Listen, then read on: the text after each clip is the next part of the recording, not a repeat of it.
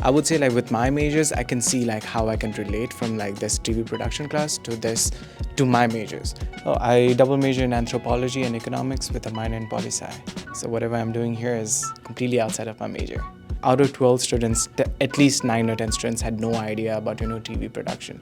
But then now second day, like, everybody is so invested and it's like a teamwork and we're getting through it. And I feel like, this winter term is going to be really interesting and our final project is going to be very interesting. This is all new to them. This is like another world to them. You're asking somebody who's never heard of this language, who's never been in a TV studio, to manage 14 people using a language they never heard of before, doing an activity they've never done. That's hard. Tomorrow they'll direct on their own the whole show.